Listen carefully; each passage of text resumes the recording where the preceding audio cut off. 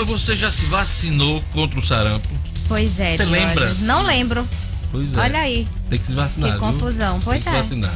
Mas aí vai ter a faixa exata pra você se vacinar. Vai você sim. Não tá nessa é nessa agora, primeira. Não. Olha, é nessa primeira? É nessa primeira. Quem vai explicar pra gente é o secretário Jorge Antunes.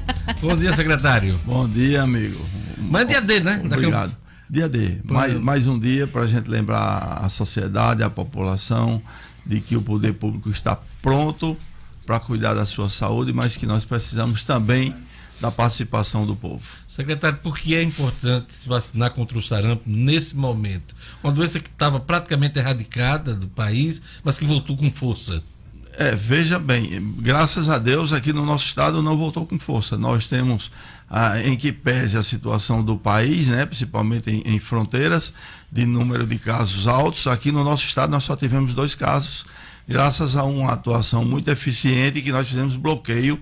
Eu lembro que no primeiro caso, que foi de um professor, nós fizemos o bloqueio de mais de 200 pessoas, nós terminamos esse bloqueio às 3 horas da madrugada. E esse serviço, esse trabalho tem se mostrado eficiente, é tanto que nós só tivemos 2 casos até agora. Mas esse número do senhor contradiz um pouco, porque a própria CESAP divulgou que foram 8 casos aqui no Rio Grande do Norte no ano passado para cá.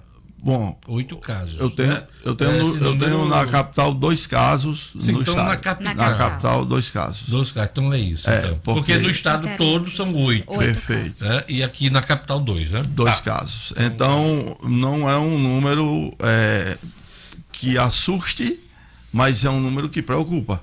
E eu falo de um número que preocupa porque as pessoas estão desviando um pouco o foco para o coronavírus e estão esquecendo de uma situação real. As doenças que já circulam no país. Circulam, né? Aqui. Nós temos o sarampo que temos que cuidar, nós temos as arboviroses, como a dengue, que já está circulando, e nós temos agora, com absoluta convicção, o vírus da influenza também circulando. Quando chega esse período de chuva, nós temos essas 3 preocupações que são grandes. E a gripe também mata. O sarampo também mata. E aí o dia D é importante porque nós vamos lembrar mais uma vez a população a necessidade de ter a adesão a essas campanhas de vacinação. O vírus do sarampo é altamente contagioso, né? O contágio da maioria dos vírus, eles têm um comportamento muito semelhante. O que difere mais e o que nos preocupa mais é a letalidade desses vírus. Isso é o que nos preocupa. Gerlane Lima. Bom dia, secretário Diógenes. Ela vai se vacinar porque é uma menina, né? E qual é a faixa agora dessa? 5 a 19. Tá vendo? Qual a sua 5 a dúvida? 19. 5 a 19. Eu vou fazer 19. Ela tem 14, né? Eu ia falar exatamente sobre isso, sobre essa questão da faixa etária, que abrange essa primeira etapa da vacina, como a gente já disse, 5 a 19 anos, mas quem são as pessoas mais vulneráveis aí ao sarampo, secretário? Não, todos, né? A população que nunca foi vacinada, a população que não teve a história do contato com o vírus. Então essa população toda ela é vulnerável, né? Esse tempo todo que nós não tivemos vírus do sarampo circulando, as pessoas ficaram tranquilas e muitos não foram imunizados.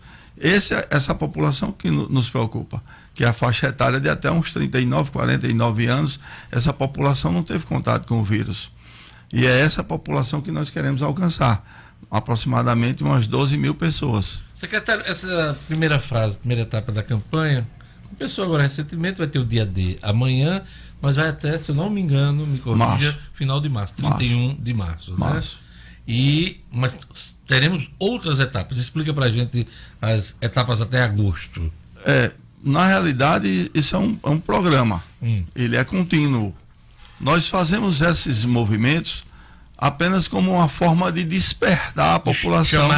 Chamar a atenção para o exercício da cidadania. A gente fala muito em cidadania, mas parece que o povo ainda não entendeu bem esse conceito e tem um hábito de cobrar do poder público, e tem que cobrar de fato, é uma obrigação nossa, mas alguns esquecem que a participação popular é determinante. Principalmente, como eu falei, no caso das arboviroses, né? Os focos do mosquito estão dentro das residências. Eu já disse uma vez numa entrevista aqui que numa ação que nós fizemos, dentro de uma residência nós encontramos 90 focos do mosquito. Minha nossa Dentro senhora. de uma residência. Era um resort para o Aedes aegypti. Pois é, olha, nós temos só a Secretaria da Saúde recolhe, só a Secretaria da Saúde, que não é obrigação da Secretaria, 500 pneus por semana. 500 pneus por semana. São criadouros. O lixo está aí, está do mesmo jeito, a gente depende, inclusive tem uma ação do prefeito movimentando as outras secretarias para que colaborem, mas a principal colaboração é a da população.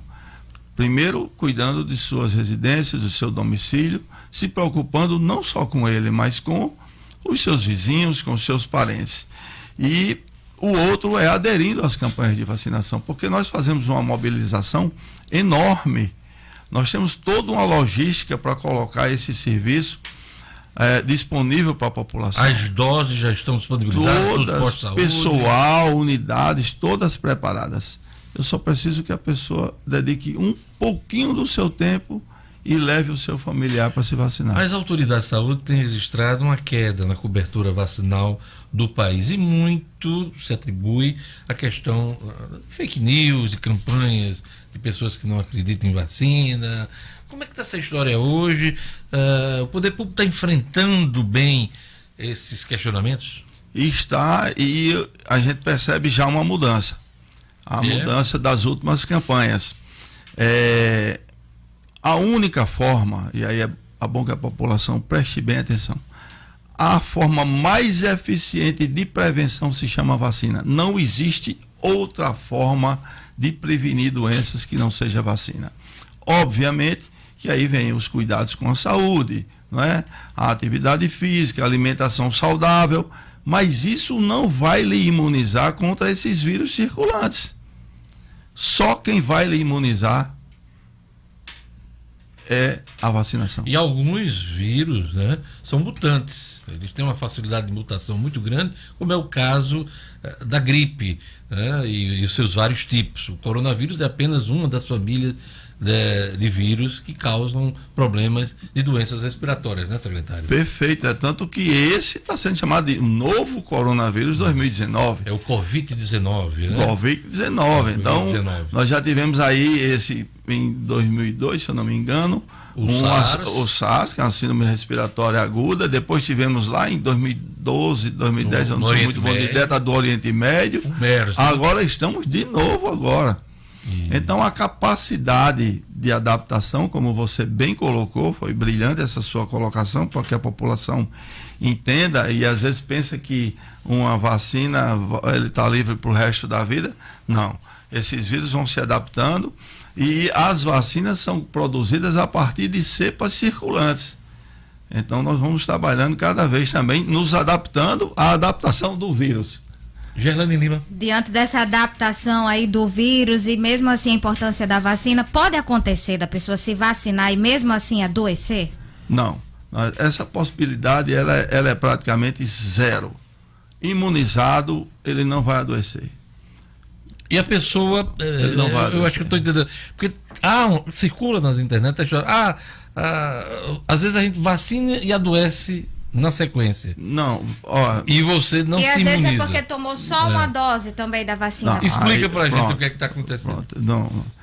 Isso geralmente acontece com o vírus da influenza. Às vezes a pessoa já está com um processo gripal instalado, em curso, como a maioria das vacinas são vírus atenuados, né? São vírus que são introduzidos e são atenuados. Há uma reação vacinal que simula o quadro da gripe, o quadro viral, mas muito mais tênue do que a própria doença em si. Então não é que a pessoa adoeceu. Talvez se ele não tivesse se vacinado, ele tivesse adoecido de fato, a ponto até de precisar de hospitalização. Secretaria, há quem diga que, eu vou adoecer para me imunizar. Isso é um absurdo, né? Porque uma pessoa dessa passa a ser até, inclusive, um perigo à sociedade, à comunidade, porque é um vetor aí de contaminação, de propagação de doenças. Né? Excelente, rapaz. Eu não precisaria me dar entrevista não, amigo. Rapaz, isso é de entrevistar Jorge Antunes. Eu não precisaria não. Mais, A convivência com Gerlane Lima, com Estudiosa, Marcos Alexandre, secretário. É porque, assim, essa preocupação é o que a gente fala sempre da questão da cidadania. As pessoas têm que entender a responsabilidade social, o papel deles na sociedade. Não é que ele tenha que cuidar só dele, não. Ele tem responsabilidade sobre os outros, sobre os seus entes familiares e sobre os seus vizinhos. O caso, ele é sério.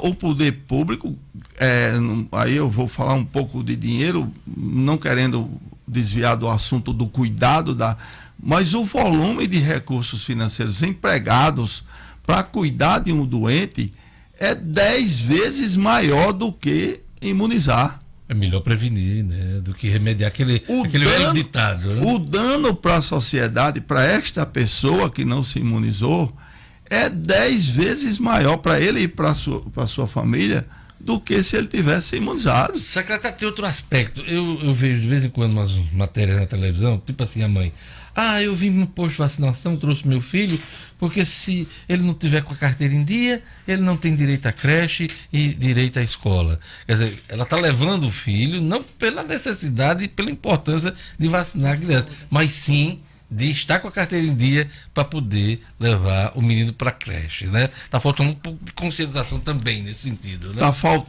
faltando conscientização, e que bom seria que nós pudéssemos obrigar de uma forma mais contundente essas pessoas a se vacinarem.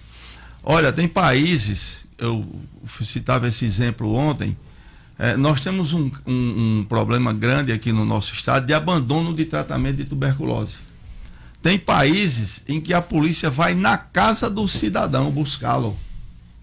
Ele não abandona o tratamento. Poder de polícia, né? Poder de polícia. Porque ele está colocando em risco a vida dele, de seus familiares e do resto da sociedade. A quarentena é nessa linha, né? É nessa linha. Você como é o nome?